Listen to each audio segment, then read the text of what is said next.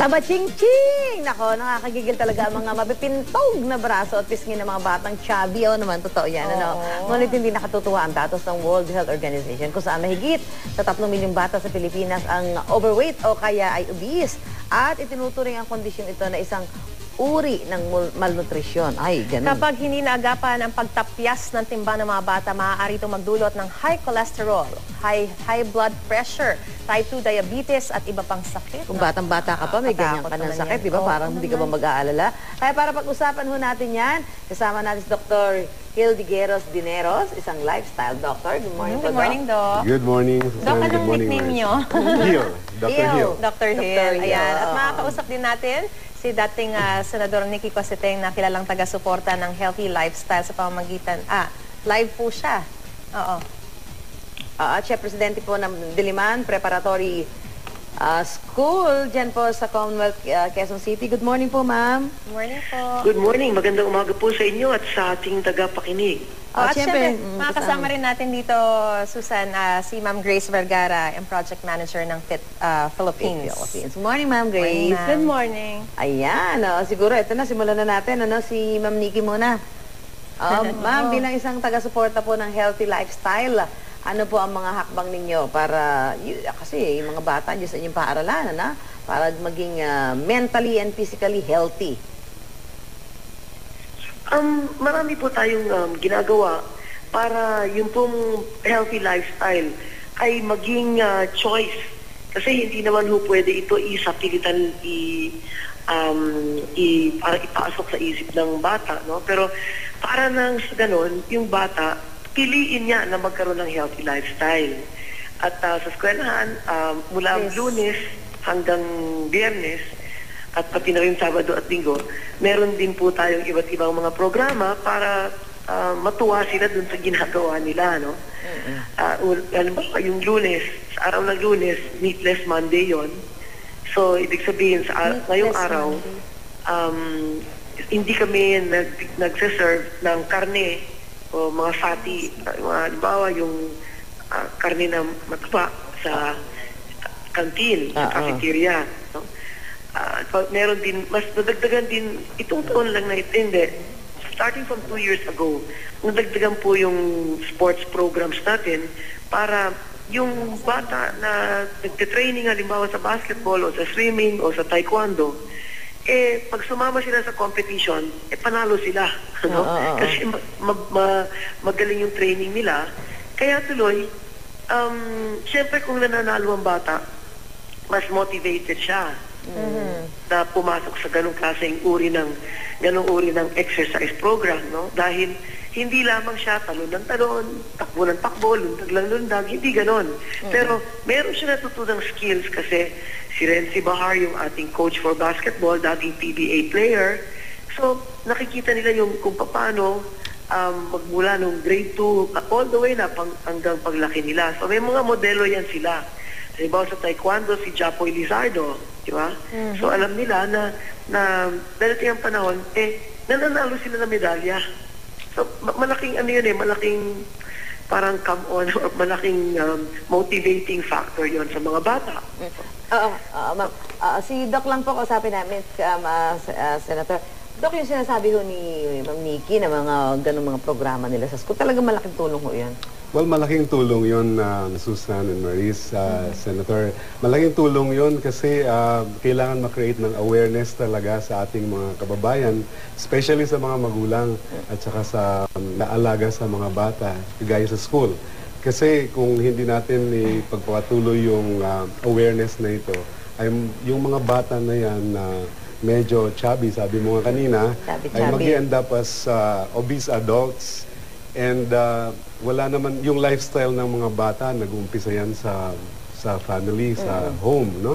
And siguro magandang tulong yan sa pagpapatuloy ng awareness na yan dun sa school. Maganda yung ginagawa nila. Doc, ano po ba yung pinaka-mabilis na makapagpataba sa bata? Simple lang yon. Issue lang yan ng intake at saka expenditure ng calories. So, ibig sabihin lang, tumataba sila kasi mas marami silang kinakain kaysa sa kanilang na-spend na calories. Yes. Yung madalas na pagkain ng mga junk food, ganyan? Well, hindi lang junk food, kundi yung sa dami mismo ng pagkain Yung dami na kinakain talaga. Saka yung lifestyle, ano, yung, ngayon kasi mga bata, di ba Maris, mga computer. Nakaupo na lang. Sedentary. Oo, Ma'am Sedentary. Grace. Ano po ba yung masasabi niyo rito? At ano po ba ang programa ng Fit Philippines? Ang Fit Philippines is an advocacy event. Isa siyang advokasya para labanan nga itong Obesity. lumalaki na obesity prevalence sa ating bansa, lalo na yung mga bata ages 5 to 10. Medyo nakakaalarma na ito. So, doon yung bracket talaga ng mga Bracket, bata na may mga oo. obese. Oo. Na obese na 5 to 10. At pag nag-high school pa ito at pag nagtuloy-tuloy, lalaki itong mga obese na adults. So, kung ma-imagine natin, by year 2015, yun ang prediction ng World Health Organization na magkakaroon nga tayo na about 2.3 billion na obese. Oo, kasi bukod doon sa obese, di ba? Yung mga Maris, alam mo ba minsan may mga bata ngayon na biglang mayroon ng diabetes, di ba? May high blood na. May high blood na. Oo. 11 years type- old, may high blood na. Oo, Doc, di ba? Yung May type 2 maintenance diabetes, dati nakikita lang sa mga adults. Yun. Ano po ba yung type 2 diabetes? Ito yung mataas ng yung insulin resistance. Meron kang insulin compared to type 1 diabetes na kulang ng insulin. Kung hindi siya hereditary, ano? Kasi hereditary din daw yung diabetes. Ano yung pwedeng, saan nakuha ng bata yun, Doc? Well, still increase ng glycemic load. Yung sa dami ng sugars na pumapasok. We just have to be aware na yung best na nanny in the world today is food. Alam mo, pag umiiyak yung bata, sinasapakan mo na kaagad ng milk, di ba? Pag nagka-tantrums, dadalhin mo na kaagad sa fast food restaurant. Na hindi tama. Oo. Hindi naman tama yan. Dahil lang sa kulang na tayo ng time na alagaan yung mga bata.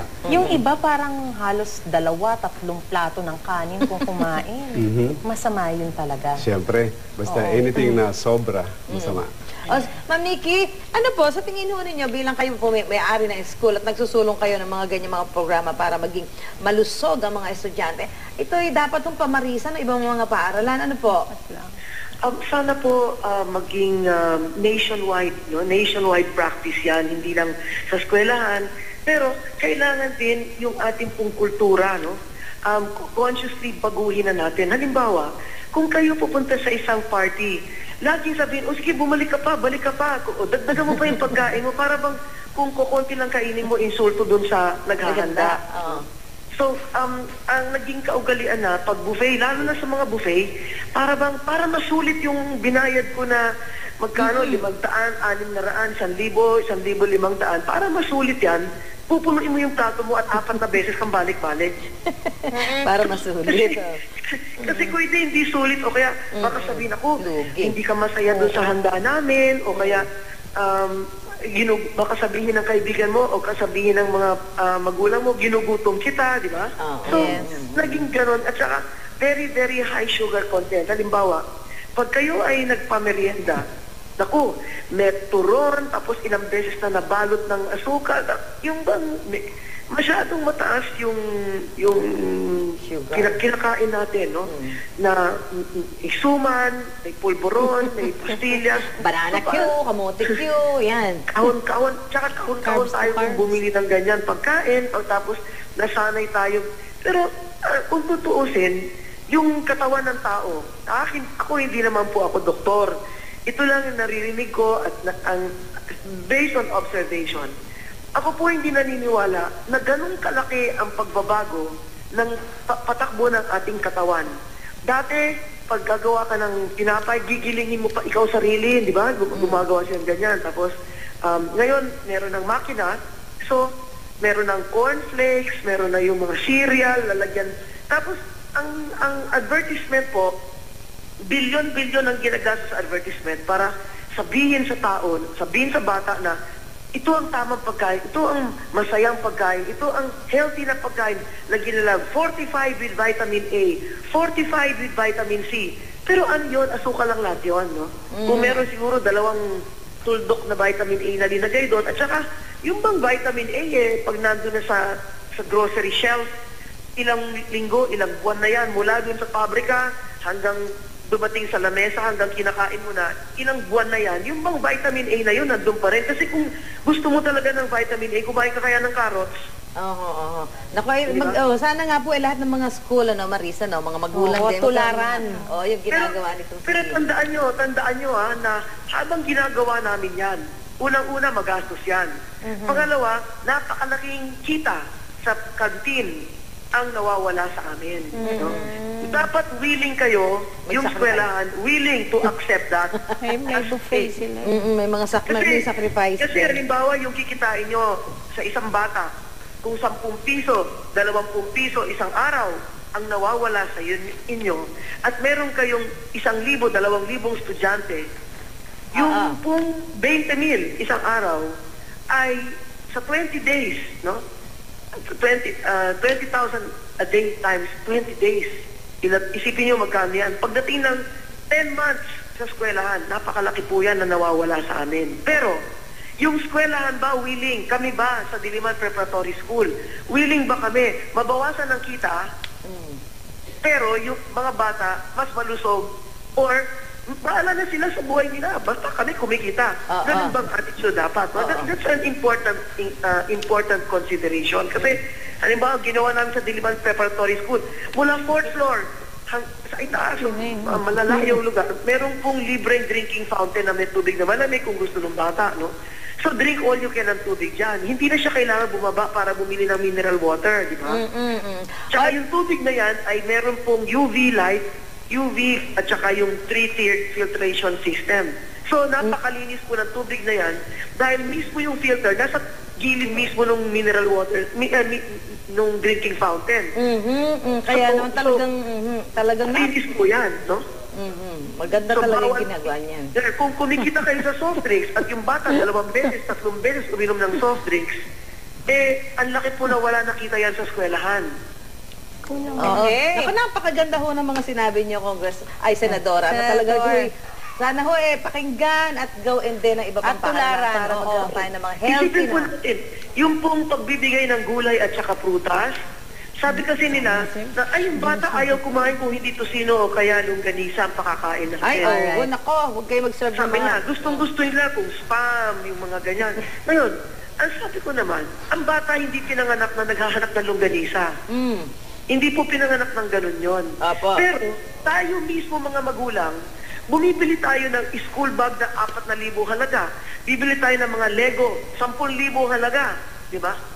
Pero, tayo rin magulang, ang parang nagko-kontribusyon para yung mga bata natin magkaroon ng arteriosclerosis. Di ba? So, bakit ganon? Kasi nga yung mga magulang ginagawa ng magulang, akala ng bata tama. Kaya dapat tama ang gagawin talaga ng magulang. Diba, Maris? Oo.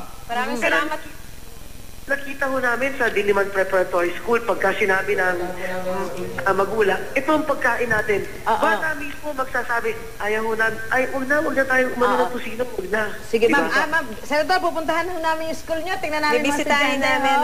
Maraming salamat po, dating Senador Nikki Cosseteng. Doc, yung sinasabi niyo kaninang issue ng intake, no? Bakit may ilang mga bata naman na talagang mas mabilis? Well, masarap naman talaga kumain. Mas mabilis yung pagtaba? Hindi. Babalik pa rin tayo dun sa dami ng kinakain nila. Alam mo yung mga matatamis. Pero parang, di ba, Doc, okay lang kung siguro kung marami. As long as healthy naman itong mga pinapakain mo. Tama. Di ba? Oo. Salpakan mo na salpakan yung bata. Di ba, prutas naman na sinasalpak mo. O gulay. Pero tingnan natin kung gaano karaming bata ang kumakain ng prutas. Yun lang na. Titingnan natin yan. Doc, ang gusto kong sabihin. Etong mga chikiting natin, sigurado ba tayong tama ang kinakain nila sa eskwelahan para iwas sa maging taba-ching-ching? Yung sobrang taba kasi iba nahokyutan sa taba-ching-ching. Tingnan natin. Kay Michael. Alamin natin panlasa ng masa. Michael.